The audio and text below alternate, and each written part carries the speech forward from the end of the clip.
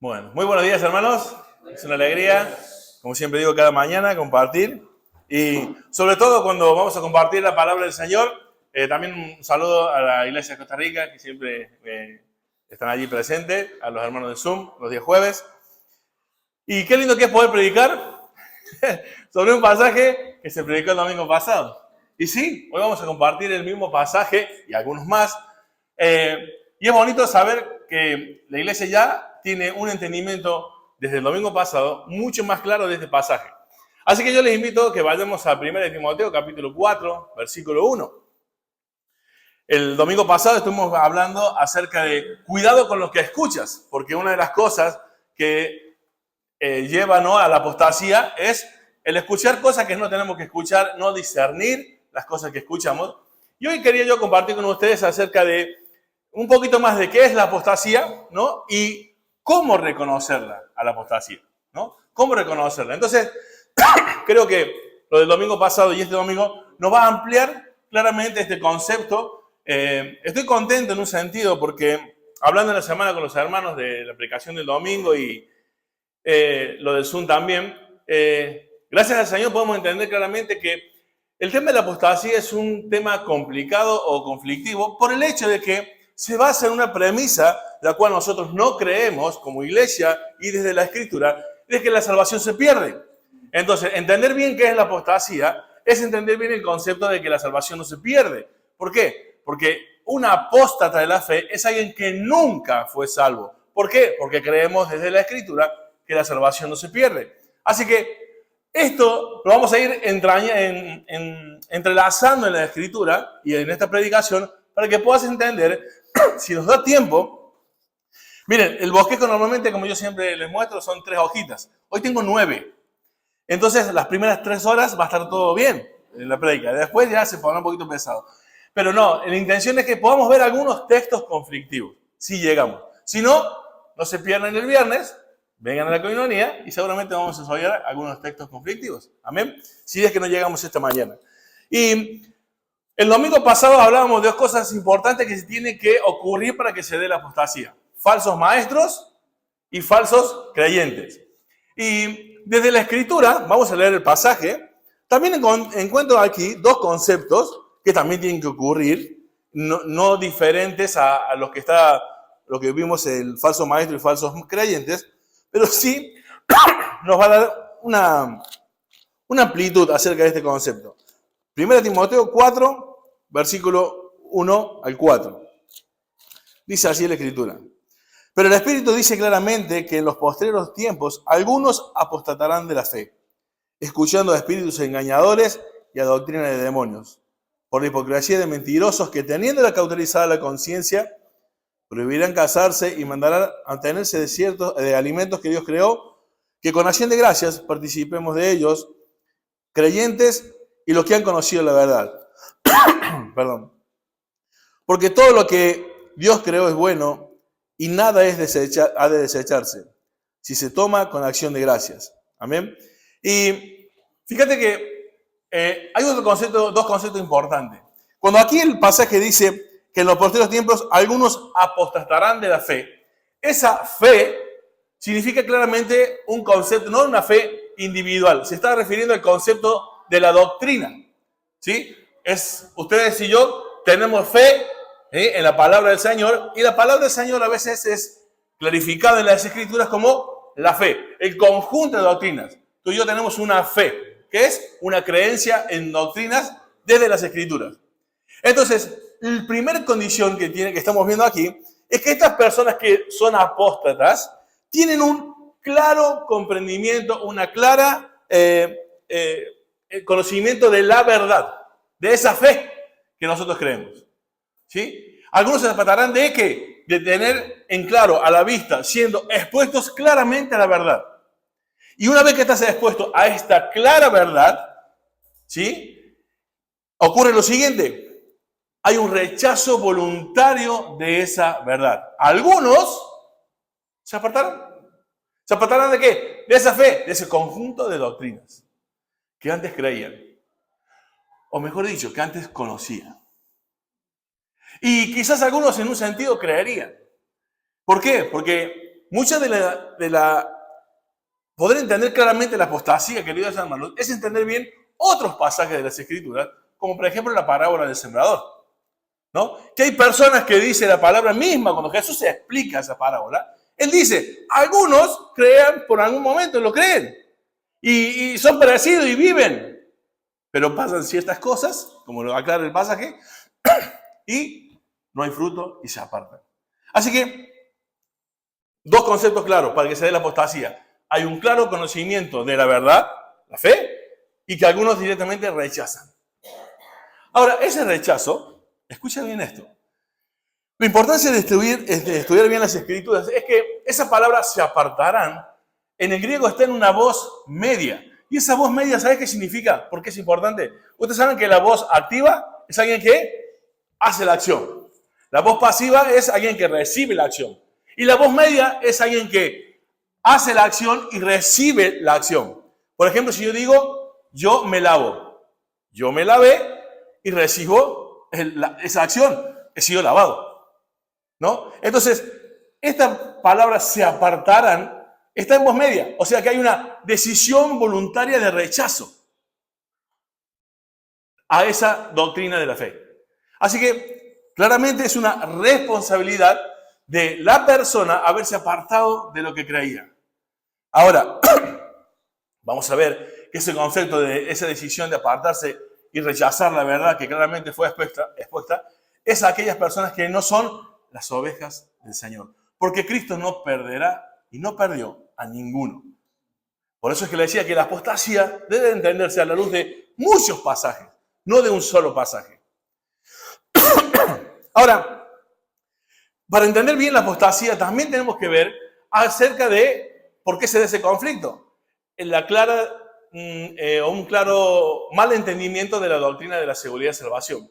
Y yo quiero solamente nombrar algunos pasajes acerca de la seguridad y salvación para entender que la apostasía solo se puede dar en personas que no son salvas, que no han creído o que creyeron pero no depositaron fe. Es como que muchas personas pueden estar en la iglesia, consentir a la verdad que se está explicando, pero no creerla. No confiar en esa verdad. Solamente entenderla y estar como de acuerdo. Mucha gente que está fuera de la iglesia, en muchas cosas que nosotros creemos, están de acuerdo. Pero no le entregan su vida a Dios. Entonces, vamos a ver, por ejemplo, en Juan 10:20, sabemos que ahí dice la palabra de Dios, que yo les doy vida eterna. La vida que da Jesucristo al creyente es eterna, no es temporal. En Juan 3:3, cuando dice, el que no naciere de nuevo no puede ver el reino de Dios, querido hermano, es claro, el pasaje está diciendo, no podés volver a nacer. O sea, no se puede nacer de nuevo, nacer de nuevo, nacer de nuevo. Solamente se nace de nuevo por medio del Espíritu. Porque el pasaje sigue diciendo, recuerden el pasaje de Juan 1:12, por ejemplo, mas a todos los que le recibieron, a los que creen en su nombre, les dio el derecho, la potestad de ser llamados hijos de Dios. Y esto no es de vosotros, es don de Dios. Proviene de lo divino, el origen es divino. En Romanos 12:15 nos habla de que nosotros no hemos recibido un espíritu de cobardía, sino un espíritu de adopción. Dios te adoptó como hijo y eso jamás va a cambiar. Dios nunca, nunca te va a echar de su familia. Una vez que sos hijo de Dios, has sido adoptado, has recibido el espíritu de adopción. Y es por eso que el mismo pasaje sigue diciendo, y por eso le llamamos Abba Padre. Por eso podemos llamarle Padre, porque somos hijos. Y esa condición no cambia. Querido hermano, el creyente en Jesucristo está eternamente seguro en su salvación. Ahora, la Biblia nos advierte de la apostasía. Y hay un ejemplo en la historia de apostasía que una de las cosas que Julio compartió el domingo pasado, bueno, no voy a entrar a compartir lo mismo que Julio, pero recuerda que él habló de este conocimiento, de conocer muchas de las Escrituras, pero depositar fe en la Escritura, creer lo que estamos conociendo y entendiendo. Ese gran conocimiento nos puede llevar a también ser hereje y terminar creyendo cualquier cosa. ¿Y saben que en la historia ocurrió a una persona llamada Arrio? ¿Ustedes saben quién fue Arrio? ¿Qué surgió de este de este hombre? ¿Qué religión? ¿Qué religión surgió? Los testigos de Jehová. Pero ustedes saben, les voy a contar la historia, la voy a leer para no perderme. Era un sacerdote cristiano de Alejandría, en Egipto. Se formó en Antioquía a los principios del siglo IV. En el año 318, Arrio acusó a un obispo de Alejandría de creer en el sabelianismo. Y el sabelianismo, ¿saben qué es? Es decir, que el Padre, el Hijo y el Espíritu Santo no son personas, sino son manifestaciones de Dios en algunos momentos de la historia. Y este Arrio, en su afán de refutar esa doctrina, esa herejía del sabelianismo, se puso a estudiar, por supuesto, malas palabras y elaboró una refutación. ¿Qué pasó? Es que ese conocimiento, que en su momento fue una decisión de refutar una herejía como el sabelianismo, lo llevó a otra herejía. Y él, lo quiero leer para no errar la palabra, saben que él argumentó que Jesús no era homoousios, que significa de la misma esencia. Él consideró a través de su estudio que Jesús era homoousios, que significa de esencia semejante. ¿Sabes qué quiero decirte con esto? Hablando de lo que Julio compartió. Cuando queremos ser más papistas que el Papa, como dicen algunas, o más biblicistas que la Biblia, en queremos buscarle nuestros pretextos, nuestras ideas al texto, y una I, la iota, por una palabrita, la I, este hombre desencadenó hoy la religión de los testigos de Jehová. Él consideró que ese homoousios era de esencia similar o semejante. O sea que Dios es uno en esencia y en algún momento de la historia el ser más elevado de la creación fue Jesucristo, creado, pero distinto a Dios. No era Dios. Por una iota. Terminó en una herejía. Y por supuesto que esa herejía lo llevó a apostatar de la fe cristiana. Los testigos de Jehová no se confunden, no son cristianos. No son tus hermanos. No creen en Cristo como Dios. Entonces, queridos hermanos, la advertencia de las Escrituras acerca de la apostasía a la iglesia es justamente por eso. Porque podemos estar escuchando, ¿qué? Espíritus engañadores y doctrinas de demonios. Que van a derivar, por ejemplo, como le pasó a Arrio, en negar la Trinidad, en negar la divinidad de Cristo. Toda una doctrina, aunque quizás comenzó con una buena intención, terminó en una de las herejías más destructivas. El hecho de que no serán salvos por no creer en Cristo como Dios. Y todo esto lo llevó a una persona a desviarse de las Escrituras y luego apartarse de la verdad. Hay muchas más cosas, querido hermano, y yo quería también ver desde la Escritura dónde hay una descripción bíblica de la apostasía. En Deuteronomio 13:13 hay una descripción del Antiguo Testamento de lo que significa la palabra allí apostasía.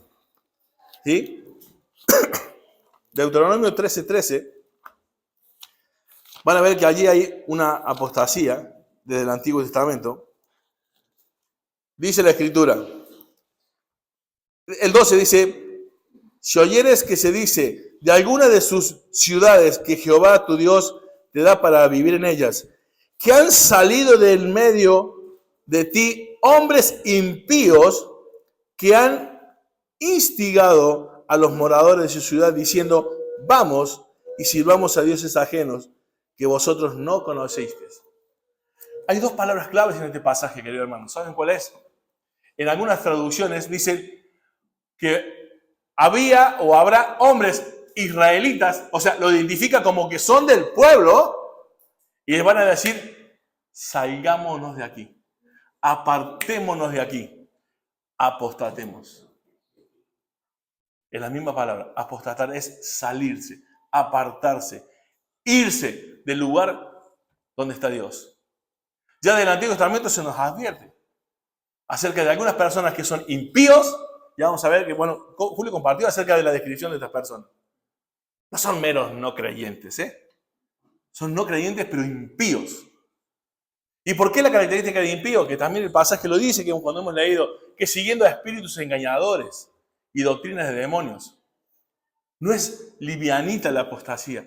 La apostasía puede comenzar sutilmente, que ya la vamos a ver también en el pasaje.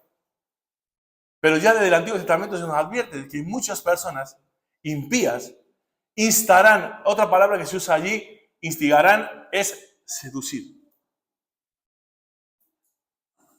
Hoy, sin saberlo, como decimos nosotros, Julio decía, hay algunos que están con un pie acá, con un pie acá, con un pie acá, con un pie acá. ¿Sabes por qué? Porque la mayoría de esos creyentes, si es que lo son, están siempre siendo seducidos, instigados a abandonar a Dios, a irse en pos de este mundo. Y creo que es momento de decirlo ahora, lo había dejado para el final, pero como ustedes saben, siempre me gusta tratar de aplicar la palabra de Dios a la vida práctica. Tú dices, quizás en tu corazón esta mañana, yo nunca me apartaré del Señor. Quizás los apóstoles que están aquí en la Biblia y los que podemos ver así en la vida, creo que comenzaron diciendo lo mismo. Yo nunca me apartaré del Señor. Pero ¿sabe qué hay características de los apóstoles que se van viendo? Y yo espero que esta mañana, desde la Escritura, desde los pasajes que vamos a ver, tú te puedas dar cuenta que hoy no me apartaría nunca del Señor. Pero si hay ciertas cositas en tu vida que vamos a ver hoy, aplica el texto que dice, examinaos si estáis en la fe. Porque de aquí a 15 años, tristemente, aunque tú me digas, no puede ser, es que sí pasa porque se ve, se nota y ha pasado siempre. De aquí a 15 años, muchos de los que están aquí no estarán. Y no porque estarán de misioneros sirviendo al Señor y fundando iglesias. Se habrán apartado de la fe. ¿Por qué? Porque han sido seducidos, instigados. Pero en realidad es porque nunca creyeron de verdad, nunca entregaron su vida. Porque podés estar asimilando, aceptando, portándote parecido. Nadie nota la diferencia. Pero Dios no puede ser burlado. Esos mismos que Jesús le dijo en Mateo, apartó de mí hacedores de maldad.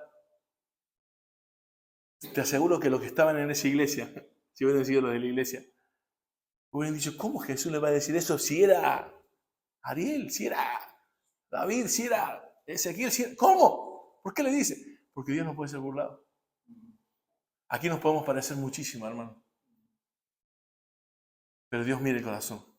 Por eso es la importancia de la exhortación a la apostasía a la iglesia.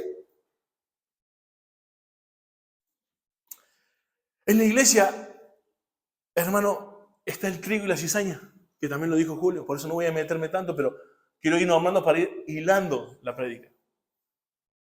La descripción de la apostasía bíblica, vimos ahí en Deuteronomio 13:13, otra descripción de la apostasía bíblica es el trigo y la cizaña. Jesús lo explicó clarito, van a crecer juntas.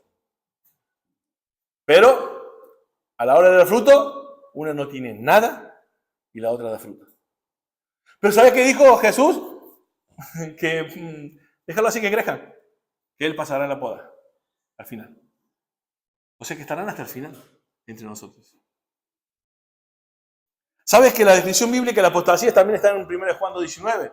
Donde dice que salieron de nosotros porque no eran de nosotros. Eso es una clara descripción bíblica de la apostasía. Es que salen de la iglesia, no vuelven a Dios, niegan la fe, porque nunca fueron de la fe. Por eso es un entendimiento claro de lo que significa la apostasía, que se da en la iglesia, pero de falsos creyentes. En falsos creyentes, no en verdaderos creyentes. Ya vamos a ver textos que apoyan esta seguridad de la salvación al final. Vamos a avanzar un poquito. Hermanos, ¿qué lleva a la apostasía? ¿Qué nos puede llevar a la apostasía? El viernes compartimos un poquito, yo hice una pregunta al final. Es que, ¿qué va a suceder cuando la Biblia dice que llegará un tiempo donde Cristo no va a venir antes que se manifieste la apostasía? A unos niveles increíbles. ¿Qué va a ocurrir con nosotros? Por eso digo que de acá a 15 años. Algunos que ya no están, porque cuando se despierte y se manifieste la apostasía que se va a levantar, que se está viendo, pero que será distinta a toda la historia, ¿qué va a ocurrir contigo? Cuando, como yo decía el viernes, algunos van a decir, uy, pero si invertí tantos años en Ariel, en Julio, en David, si invertí tantos años y ahora están fuera, renegando de Dios, ¿qué va a pasar conmigo? ¿Qué voy a sentir yo? Al final, Dios, mis hijos, mi esposo, no se convierten. No hay fruto. Al final, Señor, empezás a dudar. Empezó a dudar de quizás de promesas evangélicas, pero que no son bíblicas, que te han dicho durante años. A decir que si yo hago ciertas cosas, se tienen que pasar ciertas cosas, pasando sobre la soberanía de Dios, porque solamente lo dijeron los evangélicos. Va a empezar a dudar de muchas cosas, querido hermano. Ahí se va a ver el estar arraigados en la fe, en ese conjunto de doctrinas bíblicas, no de la denominación donde pertenezcas. Entonces, ¿qué lleva a la apostasía? Bíblicamente, uno de los pasajes muy mal interpretados que lleva a la apostasía es la persecución. Allí en Mateo 24, ese texto tan mal interpretado, el que persevera hasta el fin será salvo, diciendo, ¿ves? Que si te apartas porque has perdido la salvación y un creyente puede apostatar de la fe. En Mateo 24 da la causa de esa apostasía. Es la persecución. Van a negar la fe. ¿Por qué? Porque tienen miedo a lo que les va a pasar. Y la Biblia dice que ni lo alto, ni lo profundo, ni la muerte nos puede separar del amor de Dios. Estoy seguro, dice Pablo, no hay nada que me va a separar del amor de Dios. Y hay personas que van a temer morir y van a negar. Un verdadero creyente que entiende el conjunto de la fe no va a negar a Cristo. Porque sabe que la muerte es un paso a la vida plena. Por eso el pasaje dice, el que persevere, o sea, el que se mantenga firme hasta el fin, ese es salvo. Porque la persecución va a demostrar quiénes son realmente los verdaderos creyentes. El pasaje se refiere a que los que perseveren han demostrado que realmente son hijos de Dios. Y no es una obra, es la evidencia de la obra de Dios. La perseverancia. Tú no te mantienes en la salvación, te mantiene Dios, pero hay una responsabilidad de permanecer. ¿Qué quiere decir esto, querido hermano? Para algunos que será muy difícil entenderlo, es decir, Señor, tengo miedo, pero estoy aquí. Señor, me van a cortar la cabeza y voy a estar llorando y tendré miedo y temblaré y gritaré de dolor, pero Señor, estoy aquí dando mi vida por ti. No es que, vamos, me voy a morir, estoy súper tranquilo, me van a matar, vengo, vamos a la cárcel, qué bien, qué contento. No, eso es una estupidez. Es decir, sufro por Cristo, pero aún así sigo adelante en Cristo y no le niego. A los apóstoles le dijeron, hey, si sigues hablando, cárcel, látigo. Dice, yo les voy a hacer caso a Dios y no a ti. Yo seguiré hablando. ¿Qué pasará cuando venga la apostasía, hermano? Por eso es la advertencia. La persecución revelará quiénes son los verdaderos creyentes. Esa es una característica de cómo llegará la apostasía y quiénes revelarán la verdadera cristiandad de cada uno. En la Biblia dice que estos falsos maestros no serán pocos, serán muchos. Eso lo dice en Mateo 24:11 y en 2 Tesalonicenses 2:3. Serán muchos. Querido hermano, que vos pertenezcas a una iglesia de sana doctrina, una iglesia donde se predica la palabra, no significa que no tiene que estar alerta para examinar las prédicas de los domingos, para ver lo que se está diciendo en la iglesia, para ver que cuando aquí surjan los nuevos predicadores, los nuevos pastores, se mantengan en la fe. El sábado ayer compartíamos en la noche que por más que vos puedas variar la forma de la predicación, que con un taller, que con preguntas, que con esto, con otro, esos son métodos, son formas. Pero nunca tenemos que sacar el púlpito del centro de la iglesia. Me refiero al púlpito a la palabra, ¿no? Y esto fue algo verídico en la historia. Si has leído un poquitín la historia de la iglesia, en la historia de la iglesia en la época oscura, ¿sabes que el púlpito estaba en un costado? Y luego de la reforma el púlpito pasó a ser central, otra vez. Por eso en las iglesias reformadas, las iglesias evangélicas o protestantes, el centro de la reunión es el púlpito, o sea, la palabra. Y hay una clara distinción de que todavía hay religiones que el púlpito está en un costado. Cuando se lee la palabra en algunos lugares está de costado. Acá se hacen otras cosas en medio. Acá está el show. Entonces, la forma de la apostasía, querido hermano, se puede dar claramente por la persecución. La forma de la apostasía y el abandono de la fe por no pagar el precio. La forma de la apostasía la podemos ver también en este ejemplo que yo les puse como Arrio, ¿no? De no interpretar bien las escrituras de acuerdo al contexto. Entonces hay que velar por las escrituras. Y esta primera forma de llevar una mala interpretación de las escrituras te lleva a vivir una vida mala de conducta y por ende después apartarse o rechazar directamente la fe. Casi siempre los que se apartan de la verdad han comenzado con una interpretación errónea de la verdad. Casi siempre se da así. El rechazo, el abandono, el apartarse, el apostatar de la fe, casi siempre comenzó con una mala entendimiento de las escrituras. Una mala, o sea, herejías. Por eso dice la palabra del Señor que tenemos que ver como los de Berea. A un apóstol como Pablo, a ver qué está diciendo este. Así venga aquí MacArthur, Sujé Michelén y quien sea, buenísimo. Gloria a Dios por esos hombres. Tenemos que escudriñar las escrituras para ver si lo que dicen está aquí.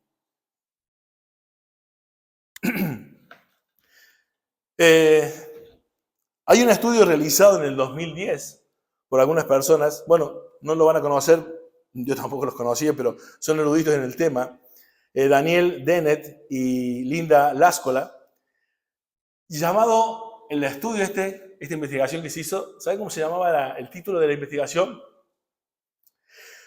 Predicadores que no son creyentes. Parece ilógico, ¿no?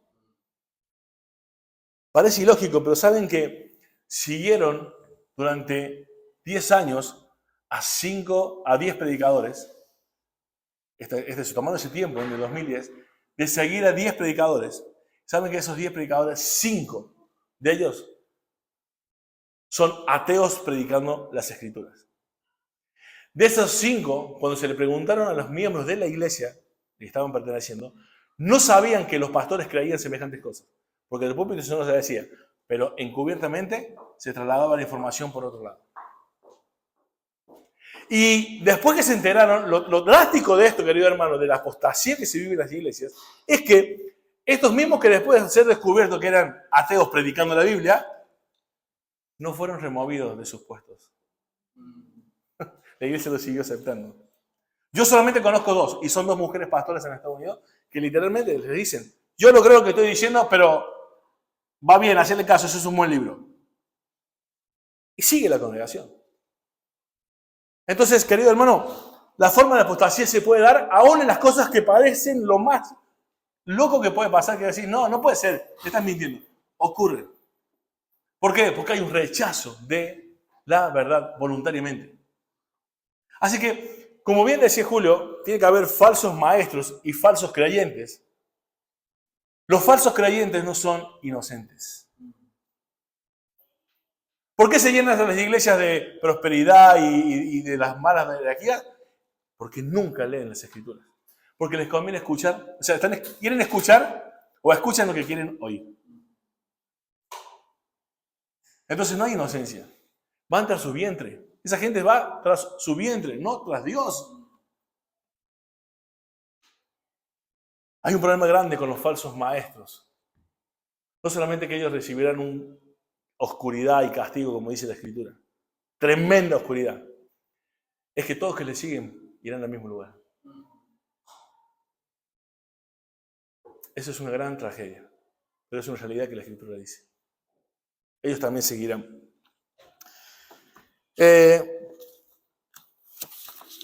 En Judas, vamos a Judas, un versículo que también es muy citado para hablar de la apostasía. Judas capítulo 3.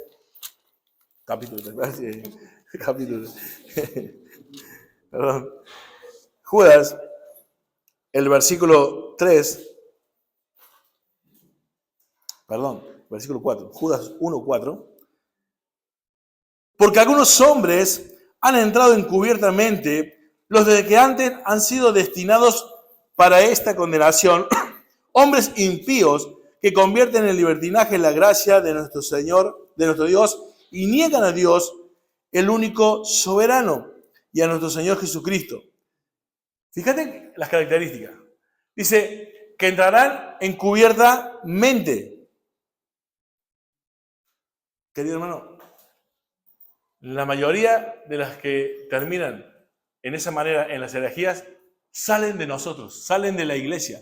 Están como contigo, son tus hermanitos, les amas, les cuidas, los proteges y terminan porque en su corazón no han creído realmente, sino han aceptado, pero van tras sus propios deseos y concupiscencias. Son hombres impíos. Pero fíjate algo. Acá me llama algo la atención. Dice, los que desde antes habían sido destinados para esta condenación. ¿No hay elección de Dios? El hombre decide si es salvo o no. El hombre es el dueño de su destino. El hombre es esto, el hombre. La predestinación es una doctrina bíblica. La elección es una doctrina bíblica, querido hermano.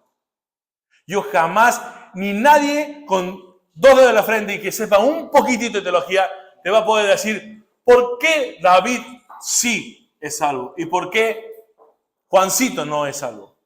Jamás. Yo tampoco te podría decir ni siquiera por qué yo soy salvo. Sé que es por amor, pero no había nada en mí para que Dios dijera, a David sí, a Ariel no, a Juancito sí, hasta no. Dios no los ha revelado. Dice que Dios, que es rico en misericordia, con su gran amor con que nos amó, nos dio el perdón. ¿Por qué Dios escogió hacerse cargo de mi miseria y de otro no? De tu miseria y de otro no. La Biblia no lo dice. Nadie te lo va a poder decir. Está basado en el amor. Está basado en la misericordia. Pero es por su soberana voluntad. Como dice Efesios capítulo 1, los versículos del 4 al 7.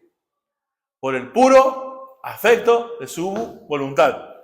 En español, porque se le dio la gana salvar a quienes salva. Lo que sí me queda muy claro desde las Escrituras y con un poquitito de teología es que si Él nos escogiera a algunos, todos estaríamos condenados. Eso te tiene que quedar claro. Para a veces intentar comprender lo que no es comprensible de Dios. A Dios se le puede conocer, pero no cabalmente. Ni exhaustivamente. Entonces, hermanos, este pasaje que acabamos de leer nos presenta tres rasgos de cristianos, ¿no?, de esta apostasía, que son apóstatas, que parece que son cristianos. Pero hay características fundamentales en este pasaje. Lo primero que ve allí es que dice que han entrado encubiertamente. Son personas que van a presentar las herejías, van a ir llevando la herejía de a poquito encubiertamente. El diablo cuando se presenta, querido hermano, lo hace de la misma manera. Comenzó desde el Edén de la misma manera. Con que Dios te dijo y le nombró y le cambió 2 o 3 palabritas a la frase de Dios y nada más.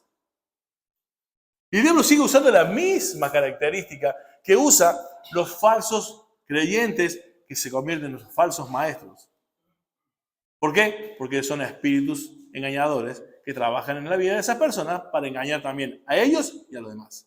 Engañan y se mantienen engañados.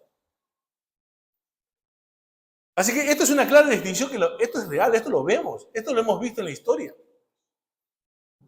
Claro, pero a veces la iglesia bautista, la reformada, porque no es pentecostal, no hablamos de demonios, no hablamos de espíritus, ¿no? Porque parece que hay algo tabú entre nosotros.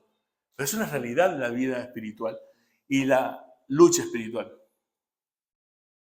Nuestra lucha no es contra mi hermano, es contra el espíritu que trabaja en la vida del hermano intentando llevarlo a los pies de este mundo.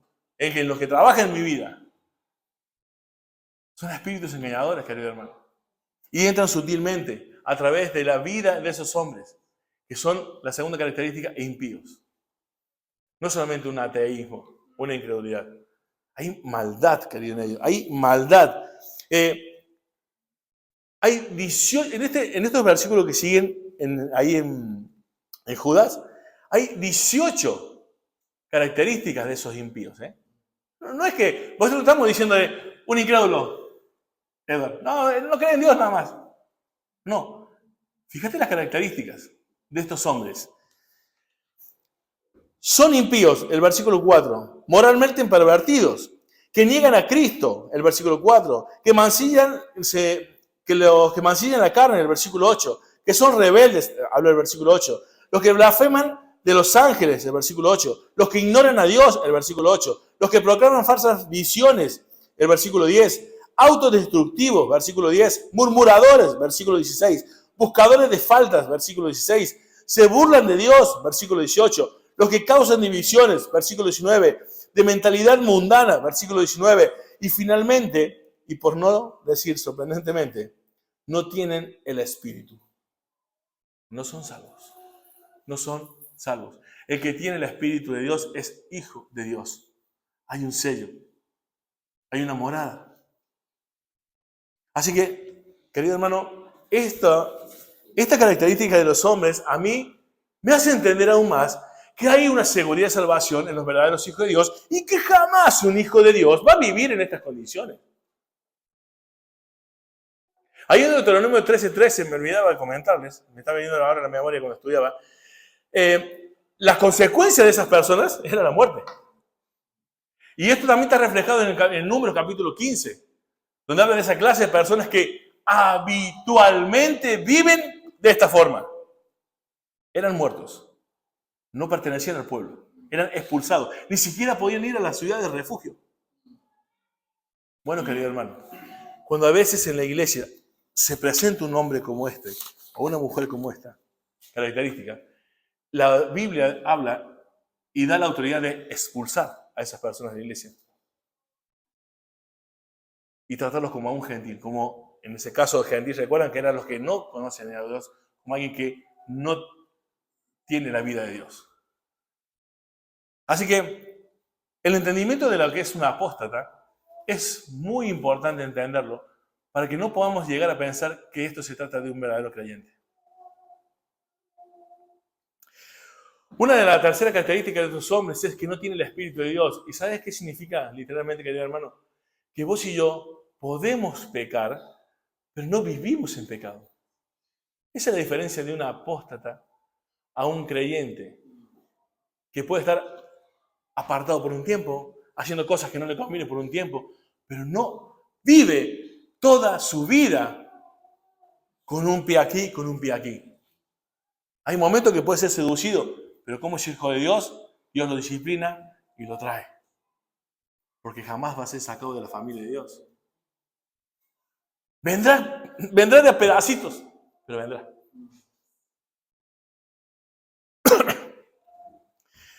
Y bueno, el texto que leí de 1 Juan 2:19 es clarísimo. Esa advertencia o la última instancia de entender realmente a una persona que es una apóstata bíblicamente es el versículo de Juan: salieron de nosotros porque no eran de nosotros. Y como siempre digo, no significa que a veces te puedas apartar de las cosas de la iglesia a rechazar la fe. El versículo que comenzamos leyendo de 1 Timoteo 4:1 decía: algunos se apartarán, rechazarán, apostatarán de lo que creían o decían creer. Porque si creyeron realmente, Dios los tiene en su mano y nadie los puede arrebatar de las manos de Dios. Y ya vamos a estudiar ese pasaje. Queridos hermanos, ¿saben que hoy también en las redes está siendo atacada todas las personas que a veces creemos en una confesión de fe? ¿No? Porque no es la Biblia. Entonces, no hay que desestimar a todas las confesiones de fe porque no son bíblicas, porque no son la Biblia. Y nos dicen a nosotros, digamos, recriminándonos eso porque nosotros somos los de la sola Escritura, ¿no? ¿Amén? ¿Somos de la sola Escritura? ¿Y por qué creemos en las confesiones si somos de la sola Escritura? Y dice que somos los hipócritas por eso. Mira, gracias a las confesiones, por ejemplo, Arrio y la doctrina del sabelianismo y de Sabelio, por eso se llama su doctrina, sabelianismo, fueron refutadas en los concilios, querido hermano, donde se juntaron a decir, vamos a estudiar esta doctrina, y se debatió qué es una herejía y qué es lo que la Biblia decía. Y en el año, por ejemplo, 325 después de Cristo, el concilio de Nicea refutó a Arrio y a otras doctrinas más, ¿no? Y fueron consideradas no bíblicas. Y nosotros, querido hermano, no tenemos una confesión de fe porque sea infalible ni inspirada. Ya sabemos que no es ni infalible ni inspirada. Pero si está de acuerdo con la Escritura, está muy bien reconocer y creer lo que esa confesión cree mientras esté basada en las Escrituras. Porque no se está tratando de una tradición. Y si se tratara de una tradición, pero es bíblica, como nos decía Julio el domingo, bienvenida a la tradición. Si tú crees en la Confesión de Londres de 1689, que es la doctrina reformada, si está según la palabra, por tradición, créela, no hay ningún problema. No está en contra de las Escrituras. Eso sí, no es infalible ni inspirada, lo tienes que tener claro. Pero si te ayuda a comprender más las Escrituras, es buena. Así que, querido hermano, sabemos que habrá cizaña en el pueblo, crecen juntas, pero para ir, no sé cómo voy de tiempo, pero para ir terminando, hay dos cosas que quiero compartir de importancia. Es que si la salvación no se pierde, ¿por qué esta advertencia bíblica de la apostasía? Si la salvación no se pierde.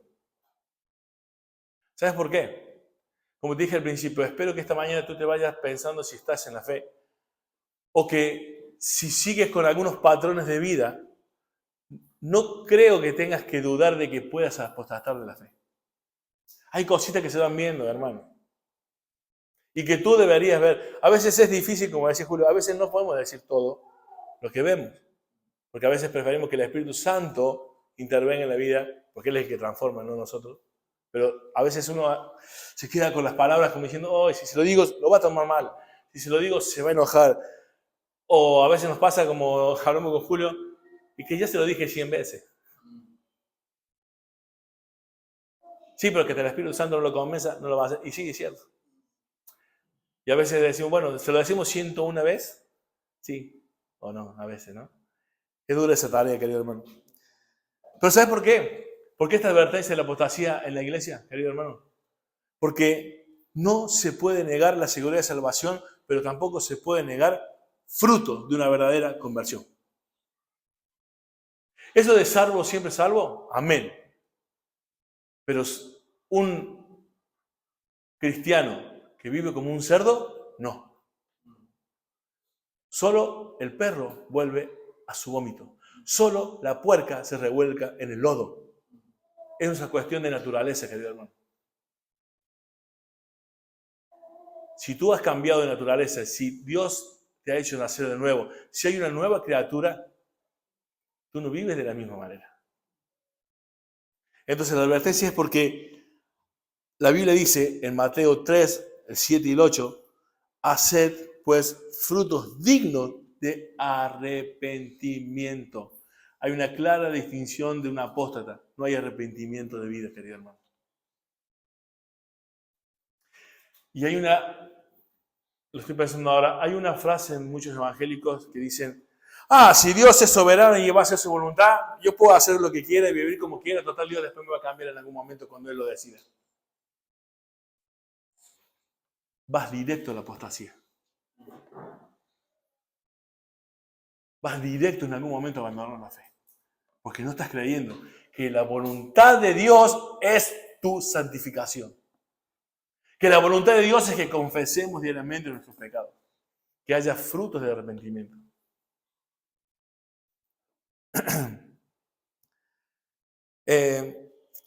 Jesús en este mismo sermón que comenzó, ¿no?, allí en Mateo, en el Sermón del Monte, en Mateo 7:16, dice que todo árbol es conocido por su fruto. Todo árbol que no da buen fruto será cortado y echado en el fuego. Mateo 7:19. Sí, no estamos hablando de que la salvación es por obra, pero es una evidencia. Así que esta exhortación y esta advertencia sobre la apostasía, querido hermano, es porque debe haber fruto de arrepentimiento en tu vida. No puedes pensar que, pues Dios es soberano, ya hará la obra. Dios la quiere hacer ya contigo. Te expone a la verdad, es para aplicarla. ¿Recuerdan cómo se hacía el bizcocho? Me encantó mucho la ilustración. Vos pones todos los ingredientes, los tenés todos, pero si no los mezclas y los aplicas, no sale un bizcocho. Tú estás siendo expuesto a la palabra de Dios. Si no la aplicas en tu vida, no hay evidencia de amor a Dios. Y si no hay evidencia de amor a Dios, tú quizás termines apostatando en la fe. Porque no crees en la fe. En el conjunto de doctrinas estoy hablando. Yo veo un segundo propósito de estas advertencias bíblicas. Es que Dios quiere equipar a la iglesia para detectar justamente la apostasía. O un camino de apostasía en tu propia vida, o en la vida de algún hermano, o en la vida de muchas cosas, de personas. Y hay dos textos muy importantes, Hebreos 6, del 4 al 6, y Hebreos 10, 26 al 29, que son advertencias a los creyentes farsantes. Y espero tener tiempo, no sé cómo voy de tiempo, pero a ver si los podemos revisar esos textos. Pero, querido hermano, estos creyentes de Hebreos, porque justamente hace 2 semanas un hereje en las redes decía que la apostasía es en creyentes también, y explicaba que si el autor era Pablo del de Hebreos, decía que no solamente hay un versículo, 2 y 3 o un capítulo entero hablar de la apostasía de un creyente verdadero, sino que está un libro entero, Hebreos. Y llenándose la boca de que Hebreos es una apología real de una apostasía de un verdadero creyente. No entiende nada, es un hereje. Y su canal se llama Teología Avanzada. Yo le digo herejía avanzada. Querido hermano, textos que muestran de un verdadero creyente jamás puede apostatar. Hay muchísimos, pero yo te voy a uno que tú conoces, pero mirá, lo vamos a tratar de hacer juntos. Juan 10, conocidísimo. Mira, Juan 10, en su contexto y todo. Mira, Juan 10, 27. Lo vamos a ir leyendo. Aquí está. Dice, mis ovejas oyen mi voz y yo las conozco y me siguen. Y yo les doy vida eterna y no perecerán jamás, ni nadie las arrebatará de mi mano. Y ves, yo ahí solamente puedo decir, ves, y yo les doy vida eterna y no perecerán jamás. Amén. Y el que cree que un apóstata es un hijo de Dios, ¿sabes qué te dice? Claro, pero mira lo que dice el pasaje. Dice, mis ovejas oyen mi voz y yo las conozco y me siguen. Si tú les sigues, entonces tienes vida eterna. Si tú te apartas, has perdido la vida eterna. Es lógico, ¿no? Parecería lógico su argumento. Pero miren lo que dice el 25. El 26. Perdón, el 26. Pero vosotros no creéis porque no sois de mis ovejas. Como os he dicho, mis ovejas oyen mi voz. Lee todo el pasaje. no creen porque no son sus ovejas.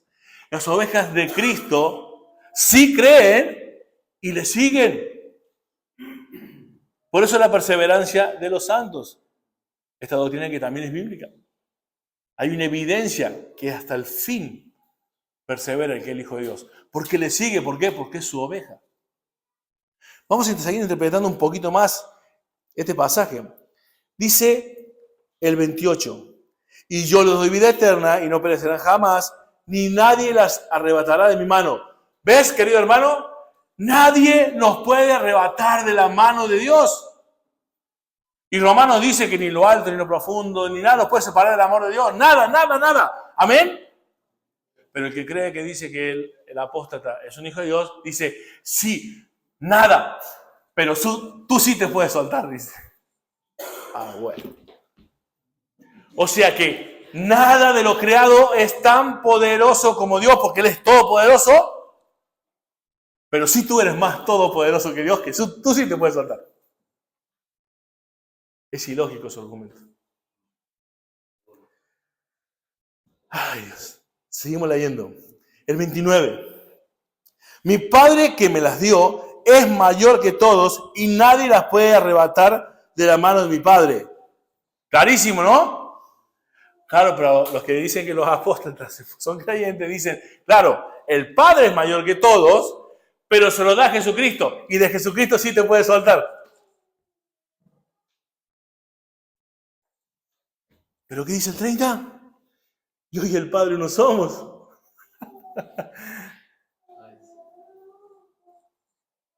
Herejía, diabólica, inmunda. Nada nos puede arrebatar de la mano de Dios. Porque en Cristo, que es Dios, no hay nada que nos pueda separar de ese amor. Es simplemente interpretar un pasaje para entender que la apostasía en alguien que está en la iglesia es de que no era creyente. Por eso es que apostató de la fe. Un hijo de Dios no puede ni soltarse, ni nadie apartarlo del amor de Dios. Ni de Cristo, porque Cristo es Dios. Y nunca se aparta hasta el final y reniega. ¿Por qué? Porque es su oveja y Él dio su vida por sus ovejas, no por todo el mundo, sino por los suyos. Y Él dice que no perdió ninguno. Y esos textos están en pasado. Como el texto de Efesios, que fuisteis sellados. Fuisteis, ya fuimos sellados. Hasta la redención, hasta la posesión que nos espera. Ya te di la garantía, dice Dios. Si Dios te quita la garantía, te quita el espíritu, Él cometió fraude. Y Dios no puede cometer fraude, hermano. Eso es diabólico. Entonces, ¿nos regalan 5 minutos más? ¿O ya estoy muy largo? ¿5? ¿Quién me da 5 minutos? 5, 10, 15, 20, 25, 30. Eso lo copié de Anuel. ¿Recuerdan que Anuel se la hizo? Anuel se lo hizo cuando llegó el primer día aquí a la iglesia. Qué risa que me dio. Todos dijimos, sí, 5, dijo él. 5, 10, 15, lo dio como media hora más. Qué bueno. No, mire, la refutación no va a ser exegética de estos pasajes de Hebreos, porque no estaríamos, cada uno de ellos nos llevaría un sermón. Pero hay cosas claves que podemos interpretar también, que nos van a ayudar. Miren, el de Hebreos 6, versículo de 4 al 6. Hebreos 6, de 4 al 6. Dice, porque, estoy leyendo, perdón, estaba leyendo el 4, me parecía que, ¿qué pasa? 6 de 4, ahí está. Porque es imposible que los que una vez fueron iluminados y gustaron del don celestial y fueron hechos partícipes del Espíritu Santo, y asimismo gustaron de la buena palabra de Dios y los poderes del siglo venidero, y recayeron, sean otra vez renovados para arrepentimiento, crucificando de nuevo para sí mismo al Hijo de Dios y exponiéndole a vituperio. Vamos hasta ahí. Mira, en las palabras que acabo de leer, ¿han leído morada, sellado, regenerado, nuevo nacimiento, nueva criatura. ¿Han leído alguna de esas palabras? No. Ninguna de esas palabras están reflejadas en este pasaje, que son las palabras refiriéndose a la nueva creación, a la regeneración, a un verdadero hijo de Dios. ¿Por qué? Porque solamente los regenerados somos hijos de Dios. Todos somos criaturas de Dios, pero pasamos a ser hijos de Dios cuando hemos sido regenerados por medio del Espíritu. Así que este pasaje no está nombrando a ningún regenerado. Es más, dice, querido hermano, dice, los que fueron iluminados. Es literalmente instruidos en el Evangelio, pero no dice regenerados. Expuestos al Evangelio. ¿Tú consideras que la persona que tú le predicas o le predicaste esta semana pasada, por haber sido expuesto a la palabra, ya es salvo? No, fue solamente iluminado, expuesto a la verdad de Dios. No está hablando de un creyente. Sigamos leyendo el pasaje. Lo que estoy diciendo es que no todos responden a la exposición de la palabra de Dios con su conversión. Solamente son expuestos.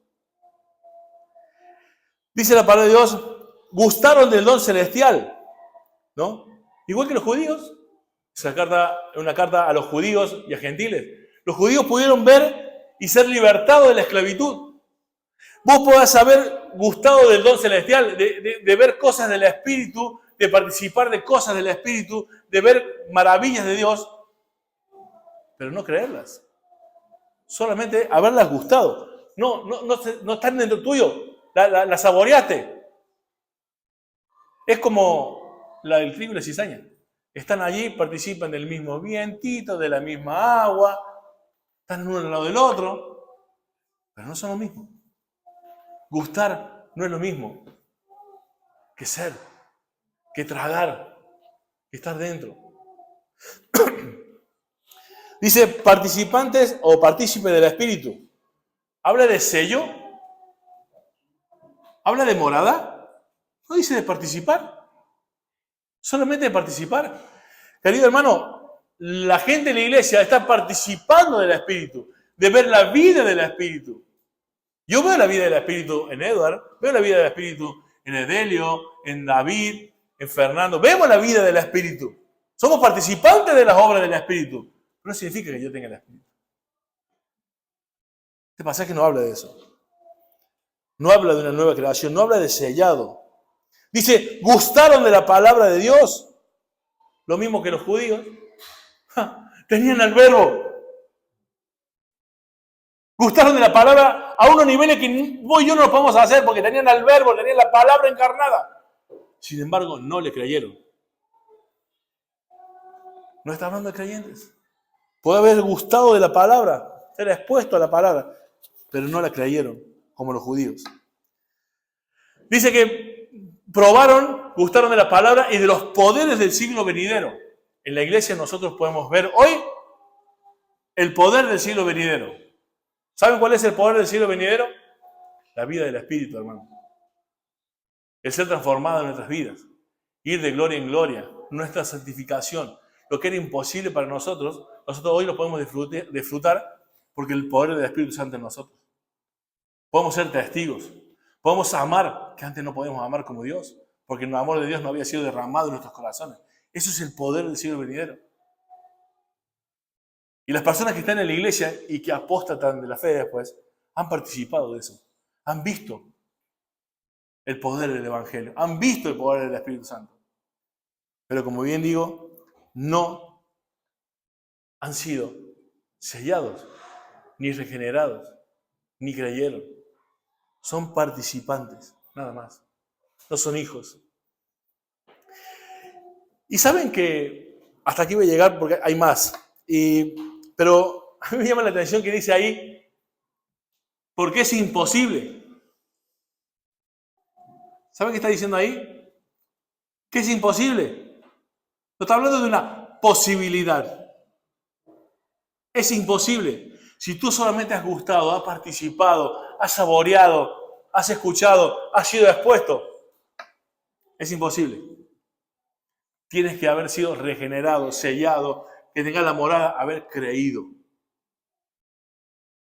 Porque si solo has gustado, expuesto, participado, es que puedes recaer. ¿Y saben por qué digo esto? Porque la palabra allí, recaer, en griego, no está hablando de tropezar.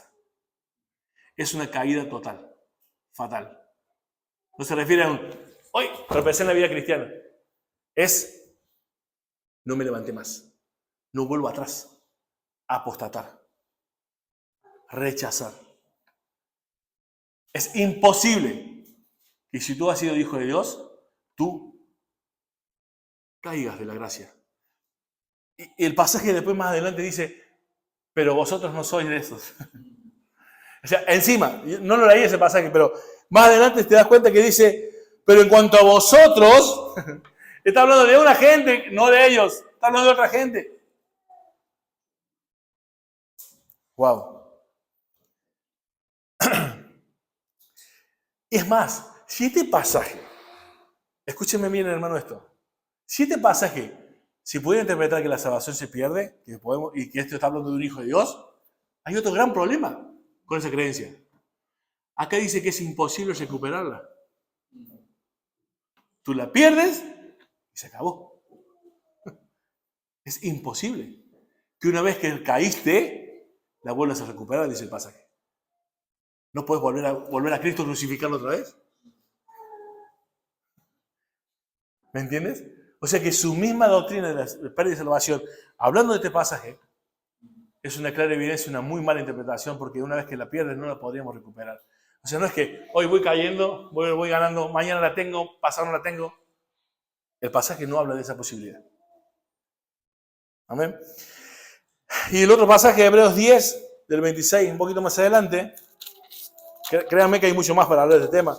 Con Julio, si ustedes van a la página de la iglesia, Palabra Viva Navarra en YouTube, hay una entrevista que nos hicieron a Julio hablando de este pasaje. ¿Te acuerdas, Julio, cuando nos hizo la entrevista? Y está mucho más explicado.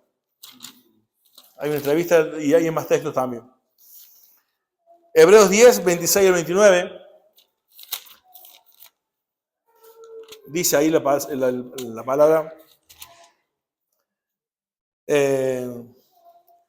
Porque si pecáramos voluntariamente después de haber recibido el conocimiento de la verdad, ya no queda más sacrificio por los pecados, sino una horrenda expectación de juicio y de devor de fuego que ha de devorar a los adversarios.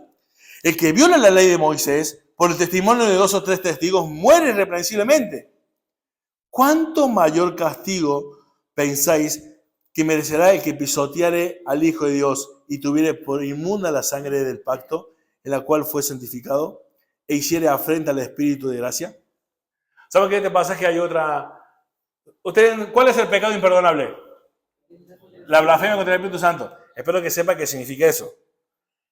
Ahora han inventado otro más. La herejía avanzada, la teología avanzada ha inventado uno más. El pisotear la sangre de Cristo es otro pecado imperdonable. Porque lo dice aquí. ¿Vale? Entonces, querido hermano, la Biblia dice, porque si pecáramos voluntariamente después de haber recibido el conocimiento, ahí la palabra de ese conocimiento es epignosis, que significa haber entendido plenamente la verdad, haber sido expuesto plenamente a la verdad, ya no queda más sacrificio. O sea, el pasaje está diciendo, si pecamos voluntariamente, o sea, si no le hago caso, si sigo con mi vida, si yo rechazo el haber entendido plenamente el conocimiento de la verdad, ya no queda más sacrificio por el pecado. ¿Qué se puede hacer si no crees? Fuiste expuesto a la verdad. Ya no hay más. El versículo 25, el versículo dice, si pecáramos voluntariamente, o sea, si decido rechazar voluntariamente ante ser expuesto plenamente a esta verdad, ya no queda más sacrificio por el pecado. O sea, ya no hay cómo tú puedas obtener perdón de pecados. Porque la única perdón de pecados es por medio de creer en el sacrificio de Cristo. Y tú lo has rechazado deliberadamente. Pero fíjate algo más, este pasaje no está hablando de creyentes, porque todos nosotros pecamos voluntariamente, querido hermano. Pero hay otra característica. Después de rechazar voluntariamente, de vivir en pecado igual a pesar de haber sido expuesto a la verdad, el versículo 27 dice que, sino que queda una horrenda expectación de juicio y de borde de fuego que ha de devorar ¿a quién? ¿Dónde la Biblia dice que un hijo de Dios es adversario de Dios? Nos llamó amigos, nos llamó hermanos, nos llamó hijos, jamás adversarios.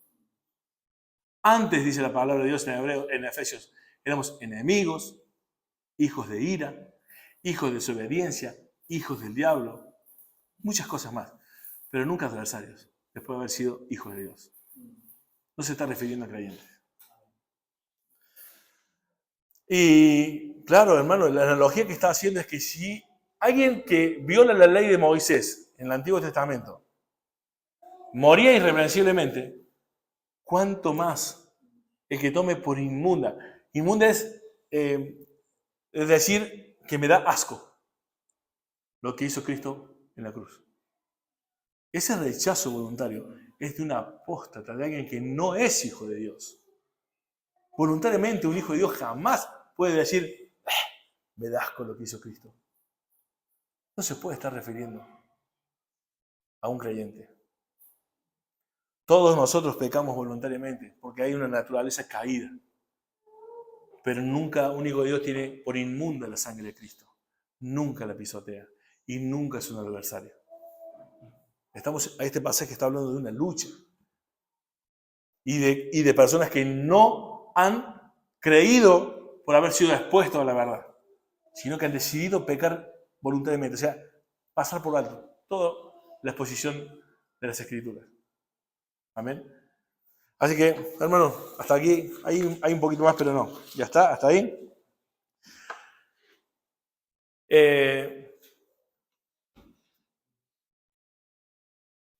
Esperen que tengo acá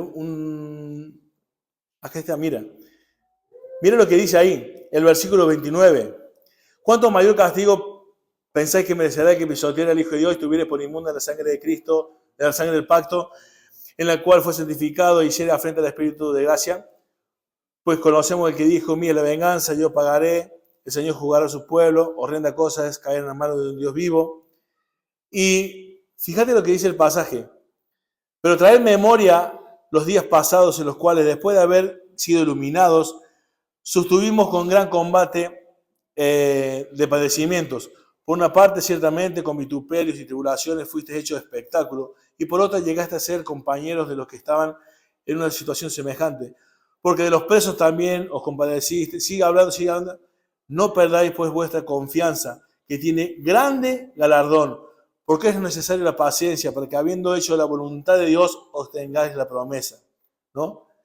Y el versículo 39, querido hermano, dice, pero nosotros no somos de los que retroceden para perdición, sino de los que tienen fe para preservación del alma. No está hablando de creyentes. Lo quería decir porque me estaba faltando ese texto y no lo encontraba. Amén.